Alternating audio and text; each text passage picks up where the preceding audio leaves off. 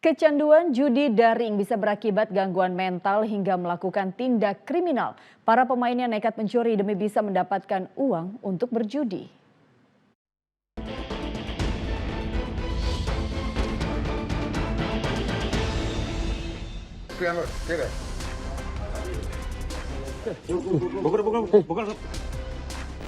Aparat kepolisian menangkap seorang penjaga sekolah dasar di Padang, Sumatera Barat yang mencuri di tempat kerjanya.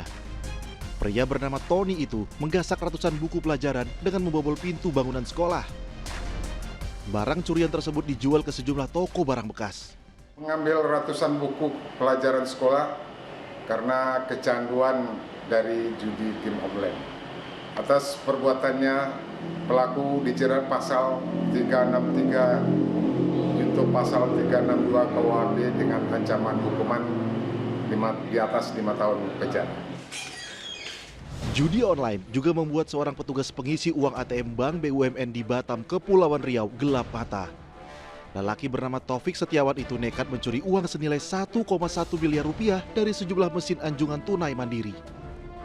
Kejahatannya terbongkar setelah ada audit laporan pengisian uang di 6 mesin ATM yang mencurigakan. Dari ini kami mendapati ada 6 titik lokasi ATM yang telah dilakukan pengambilan oleh yang bersangkutan dimulai dari tanggal 1 Juni 2024 sampai dengan 10 Juni 2024. Dua pria yang kecanduan judi daring di Lombok Timur, Nusa Tenggara Barat juga diamankan aparat. Demi memenuhi hasratnya berjudi, kedua lelaki yang menjadi buronan itu mencuri sepeda motor di 50 tempat di satu kota. Kendaraan hasil curian dijual ke Pulau Sumbawa. Ya, rasa penasaran berharap meraup untung secara instan dari judi bisa membawa pelakunya kecanduan. Rasa candunya layaknya narkoba bisa mengakibatkan gangguan mental hingga bertindak kriminal. Bermanifestasi dan mentransisikan diri sebagai sesuatu yang bersifat habitus ke subkultur, maka mereka akan muncul sifat edik. Kalau tadi kita sampaikan juga bahwa ketagihan itu. Yang kedua, saat kemudian mereka edik, maka mereka tidak lagi bisa memilah mana yang kemudian ditafsirkan sebagai sesuatu yang dianggap benar atau kemudian mengarahkan kepada sesuatu yang salah. Yang ketiga, akhirnya mereka akan menjadikan kontrol diri mereka itu menjadi rendah dan menjadikan aktivitas-aktivitas kejahatan lanjutannya sebagai upaya untuk dapat memenuhi modal dalam tanda kutip gitu. Hingga akhir Juni 2024, lebih dari 6.000 rekening yang terindikasi hasil transaksi judi online telah diblokir pemerintah. Dan lebih dari 1 juta situs judi telah dilumpuhkan sejak awal tahun 2024. Bahkan, aplikasi percakapan seperti Telegram yang terindikasi judi daring turut diultimatum. Bila tidak kooperatif dalam mendukung langkah pemberantasan, maka terancam ditutup.